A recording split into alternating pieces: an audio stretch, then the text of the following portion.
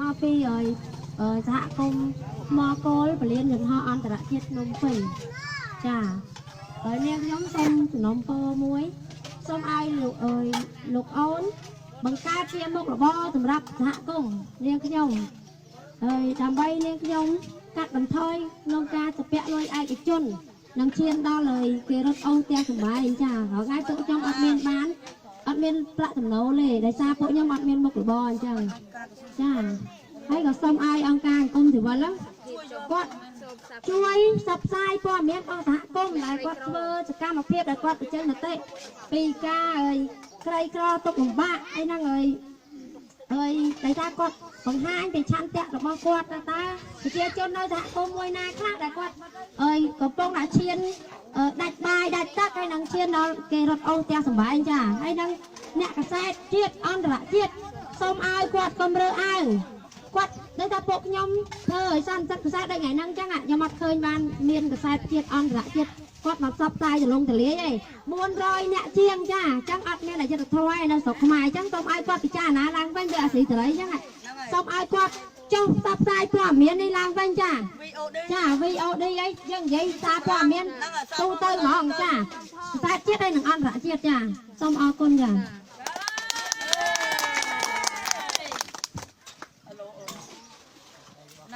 ឡូវសូមអរគុណឥឡូវសូមឲ្យសហគមន៍ផ្សេងទៀតសហគមន៍ខ្ញុំជួបមកឲ្យសហគមន៍ភូមិដងខ្ពស់តែអតីតអ្នកបរិយាកាសនិងអតីតអ្នកបូដិញដែលគេបណ្ដឹងចេញកាលពី10ឆ្នាំមុនឥឡូវថ្ងៃនេះបានមកជួបជុំគ្នានៅភ្នំបាទខ្ញុំជួបមកឲ្យសហគមន៍ដងថ្មីទាំងអស់ក៏សូមថ្លែងអំណរគុណដល់ប្រជាជននៃប្រទេសក្រៅទាំងអស់ជួយដល់ពួកខ្ញុំជាប្រជាពលរដ្ឋគ្រប់សហគមន៍ទូទាំងប្រទេសកម្ពុជានេះយើងខ្ញុំក៏សូមថ្លែងអំណរគុណដល់ជួយបំផុតហើយក៏សូមធ្វើការអំពាវនាវបន្ថែមឲ្យបងប្អូនជួយជាបន្តមិនថាបាទទេមិនថាសហគមន៍អង្គទេទូទាំងប្រទេសកម្ពុជាដែលបងប្អូនមានបញ្ហាទុក្ខលំបាកពីជីវភាពនិងការរស់នៅនិងការសិក្សារបស់ក្មេងៗក៏សូមឲ្យបងប្អូនប្រជាជនកម្ពុជានៅលើពិភពលោកក្រឡេកមើលដល់ប្រជាជនខ្មែរយើងនៅកំពុងតែរងទុក្ខកុំទៅគិតទៅរឿងបាក់រឿងពួកប្រកបមានលុយច្រើនហើយបាក់ហើយពួកនោះគិតទៅរឿងរាសម្ដងហើយកលែងមើលរាសម្ដងណាសូមឲ្យកលែងមើលរាសវិញរឿងបាក់រឿងពួកនេះក៏សិតតែអ្នកមានហើយតែរាសនេះដែលរងគ្រោះអ្នកលំបាកអ្នកក្រីក្រគឺរាសខ្មែរបើចឹងសូមឲ្យបងប្អូនទាំងអស់កលែងមើលរាសយើងហើយក៏សូមអំពាវនាវដល់សារព័ត៌មានជាតិអន្តរជាតិជាពិសេសសារព័ត៌មាននៅក្នុងស្រុកខ្មែរទាំងមានប្រមាណហើយសង្គមជីវិត NGO ទាំងអស់សូមឲ្យលោកយកចិត្តទុកដាក់ចំពោះគ្រឹះសហគមន៍ដែលមានបញ្ហាមានទុក្ខលំបាកព្រោះតួនាទីរបស់ NGO គឺចោះមកឃ្លាំមើលនៅប្រទេសកម្ពុជាកុំឃ្លាំមើលដោយដុំឃ្លាំមើលទៅកន្លែងខ្លាំងកន្លែងណាមិនសូវហ៊ានខ្លាំងមិនសូវចុះឲ្យមានតម្លាភាពពិសេស NGO កន្លែងសហគមន៍ខ្លះសំផ្កាជូបាច់ពេញថ្នល់ក៏មិនខ្វះលុយធ្វើដែរតែសហគមន៍ខ្លះសុំតែថ្លៃបាយថ្លៃទឹកសុទ្ធក៏គ្មានដែរនៅខ្ញុំនិយាយចំមួយចំនួនគេទូទៅគឺមួយចំនួនគឺអញ្ចឹងលំអៀង NGO មួយចំនួនលំអៀងណាបាទបើចឹងសូមឲ្យលោកជា NGO ជាអង្គការសង្គមស៊ីវិលឯករាជ្យលោកធ្វើការឲ្យតម្លាភាពផងពិសេសសារព័ត៌មានក៏សូមឲ្យលោកជួយផ្សព្វផ្សាយនិងសម្ដីរបស់ខ្ញុំនេះបានទូទាំងពិភពលោកសូមអរគុណបាទសូមអរគុណនិងឥឡូវសូមឲ្យសហគមន៍បងខាងសហគមន៍ពីរៀបសួរបងវណ្ណថាពីថ្ងៃខ្ញុំគឺចន្ទាតំណាងឲ្យសហគមន៍បងជុកខ្ញុំសូមសំណូមពរតាមអ្នកបងប្អូនជាអាជីវខ្មែរទៅនៅក្រៅប្រទេសហើយក៏មិនភ្លេចកំណើតខ្មែរប្រជាពលរដ្ឋដែលកំពុងតែរងពីការបណ្ដឹងចេញហើយកំពុងតែប្រឈមនឹងការអត់អាហារគ្រប់សហគមន៍នៅក្នុងរដ្ឋនេះក៏ដូចជាតាមបណ្ដាខេត្តនានាខ្ញុំសូមសំណូមពរទីមួយសំខាន់បំផុតគឺសហគមន៍របស់ខ្ញុំកំពុងតែស្នើសុំបានកម្មសិទ្ធិសូមឲ្យអាជ្ញាធរពាក់ព័ន្ធពង្រៀនបានកម្មសិទ្ធិទីពីរសូមឲ្យ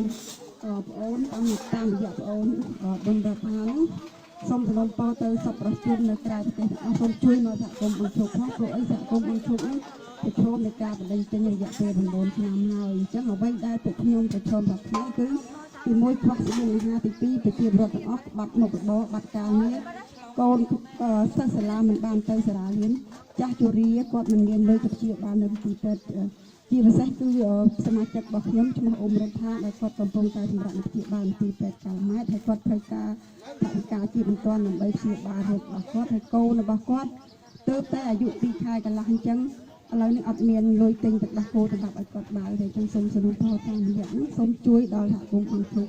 យើងខ្ញុំផងហើយសូមឲ្យអង្គការសង្គមស៊ីវិលទាំងអស់កុំរើសអើងសហគមន៍ព្រោះប្រជាពលរដ្ឋនៅក្នុងសហគមន៍ទាំងអស់គឺជាប្រជាពលរដ្ឋរងគ្រោះដោយសារដីធ្លីដោយសារការបណ្ដឹងចេញ